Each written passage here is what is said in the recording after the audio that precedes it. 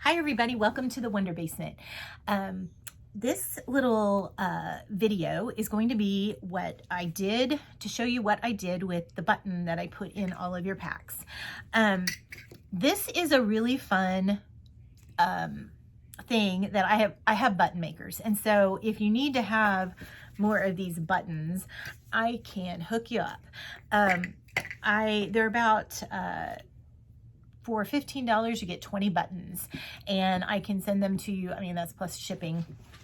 So just let me know if you're interested in that. I can do them in any of the variety packs that Stampin' Up paper that we have in Stampin' Up with our papers, our designer series papers. We can do colors or different things like that.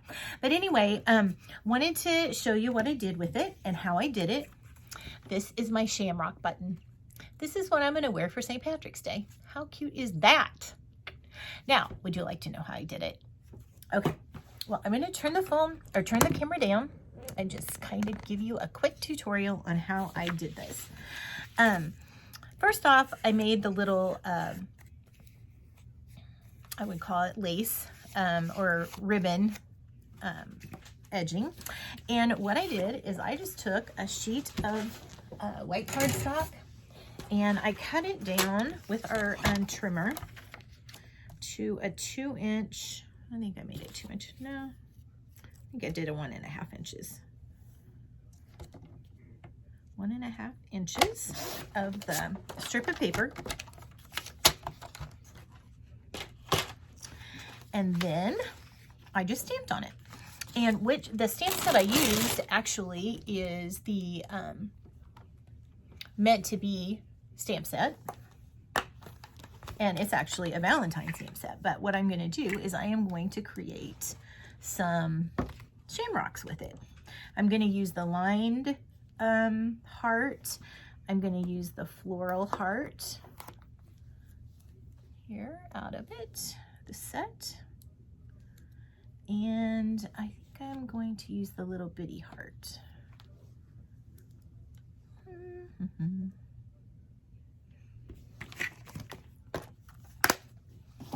Okay, so what I did is I have, Stampin' Up has some awesome colors.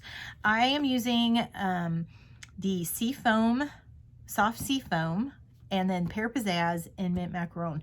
All of these are in the subtles grouping of our colors, and but there's enough contrast that you get a really pretty pattern. So I'm just going to randomly stamp, and I may or may not have done it exactly the same way on my sample, so my hearts may be a little bit different. But see how I'm making the shamrock? I'm just putting all the little heart bottoms together in a kind of a quad pattern.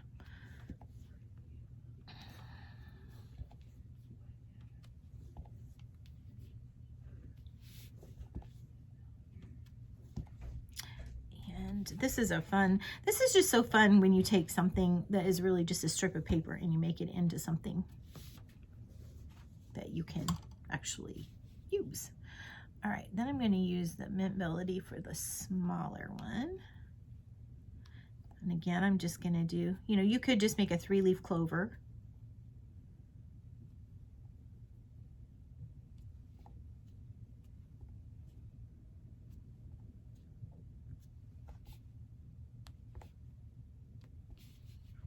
This is the part of stamping, and I really love using their stamps and making them into what I see they can be, and just actual stamping. And they don't have to be perfect. You can do some that are coming on and some that are going off. Actually, that's one of my biggest tips for stamping looking professional is to get your patterns so that they're kind of off and on the project, because it makes it look like it's continuing.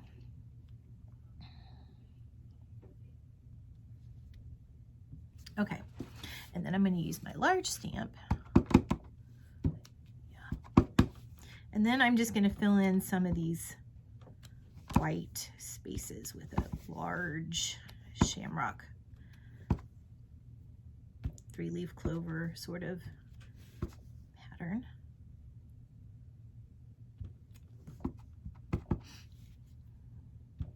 Really, this one's so big that I'm just using it actually to fill up some space. And like, I've got some white space and I don't necessarily want it totally, I just want a little pattern behind there. So I'm just going to stamp off and just put some pattern on here. I'll show you up close what I'm doing. So you can see I've just got a nice little cute pattern. Reminds me of St. Patrick's Day. I'm gonna close these real quick.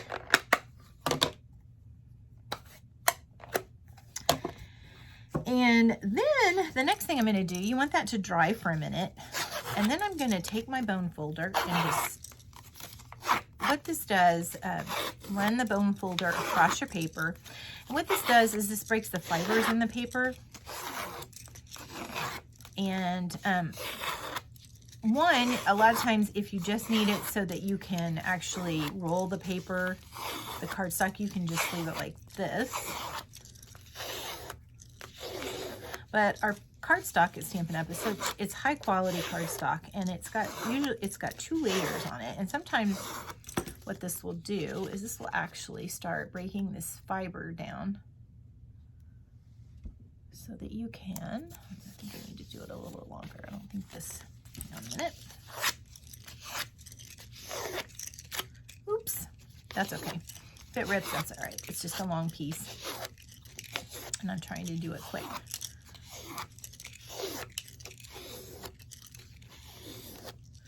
I'm just going to let it be this way.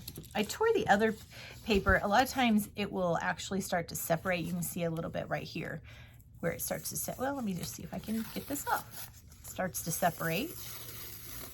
Ah, voila. So then you have 2 pieces of very soft, flexible paper that you can work with. It's a little softer than using the 2 pieces together. So, hang on just to have a second. I forgot my adhesive that I need, my tearaway tape. Okay, so what you're going to do is just tear yourself off a little piece of, well, actually I'm just going to put it on here. I'm going to take this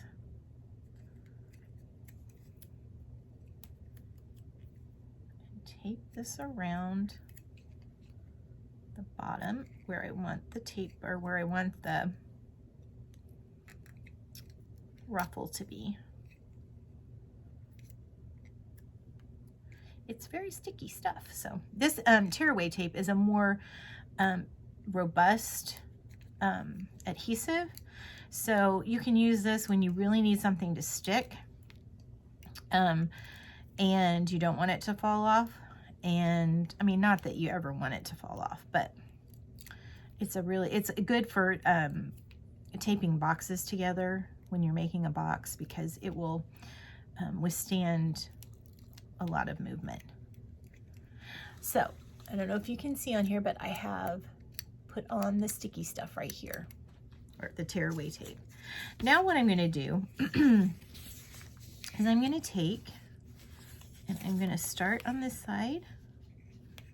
I'm going to start at my farthest to the left sticky part, and I am just going to make a little, if you've sewn, you're going to make a little pleat with your paper, but because it's so soft, it really isn't hard to do it. It just kind of folds right down exactly where you want it. Okay?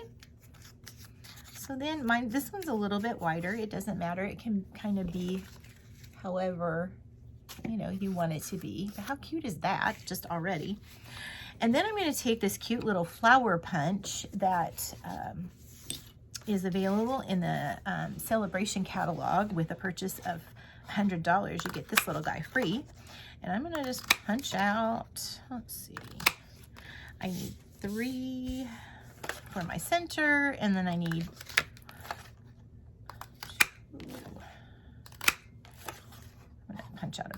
I'm going to punch out about 9 or so. Just set those there.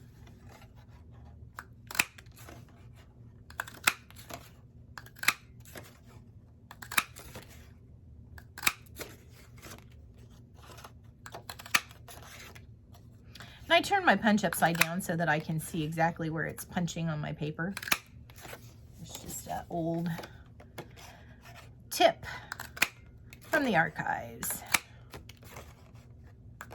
You get a better, you just see where you're going better. Be efficient with your usage of the paper. Okay, so I've got my little flowers cut. And then what I want to do is I'm going to make a flower, and I'm going to take a dark piece of dark color. This is garden green, and then I've got granny apple green, and then I've got pear. So, or pear pizzazz. And so what I'm going to do is I'm going to take a glue dot, and I am just going to layer these little guys together. I'm going to start with green on the bottom, and then I'm gonna layer my granny apple green, and I did it a couple different ways. You can offset the petals, but I actually like them one right on top of the other because I fold them up. So you're gonna do, oops, I didn't get that on there. Take this like this, do one more. Oh, and you know, I've just picked up the dark green, so well, hex. It's on there, it's just not sticking very well. Okay, and then I'm gonna put, oops. And this one I'm gonna do pear pizzazz, and then I'm gonna do garden green, and then I'm gonna do granny apple green.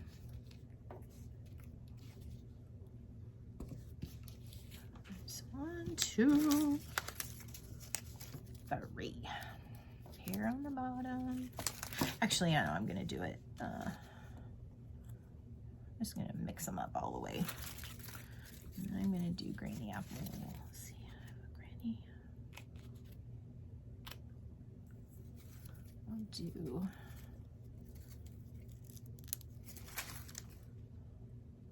I'm gonna do the garden on the bottom of this one. Okay, so then what I'm going to do is I am just going to take these little petals, and I am literally, I tried to use the bone folder, but really you don't need to do that. You're just going to pop these little petals, fold them in as if there were a little score line right there at the base of the petal.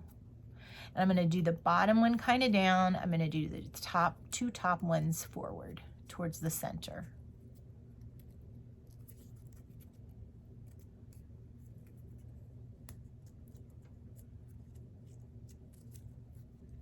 So you can see now I have a cute little dimensional flower that I can put on my button.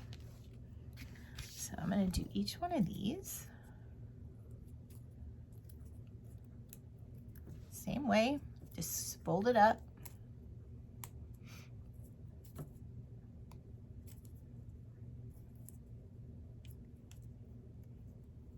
You know, and you could use this little punch, you could use the same technique. You don't have to have a button to make this work, but look how cute that is. You put these on cards. I could see, you could do them in different colors. I'm using green because I wanted to do a St. Patrick's Day project. And let's see here, get this all folded.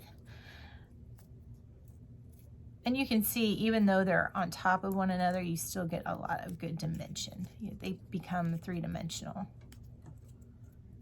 Ah, da-da. So there's the last one. Now, what I want to do is, I always hate having, you know, I don't want my raw edge to show on my button. So I think I just use glue dots. I'm just going to use a glue dot here. See if this will work. Okay, so what I'm gonna do is I'm gonna take my little extra pieces and I'm just gonna put those right on top of each other, kind of in a little, I mean, I guess you could call it a pattern because I'm doing dark, light, and medium. But you could do it any way you want because that's the fun of creating. And once you copy something like this, like once you do this, then, you know, you kind of get the hang of it. And you know, that's how, a lot of times that's how we start our creation process, is we just start copying something and then go from there. Okay, so now I have that piece all covered, and I'm going to take, again, a glue dot, and I'm going to put on top, kind of fold it up. Oops.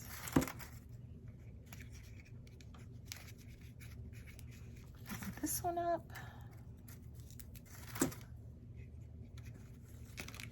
Oh, I need another.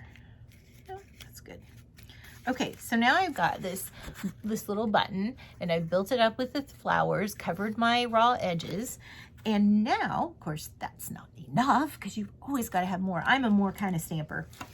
I love, and especially with embellishments, I do love embellishments. So then I'm going to take these are the, let's see what they are. I don't think it says. Oh, 2019-2021 in color faceted dies, or dots. Aren't they cute? They're really pretty colors. So this is actually peacock color, and so it's a little bit different shade of green, but you can see how Stampin' Up! Coordinates all their colors. So you could use anything. I mean, any green, they all match. I mean, they all work together. So here you go. Here's the final project, and then here's the one I started with, and then here's the one I made.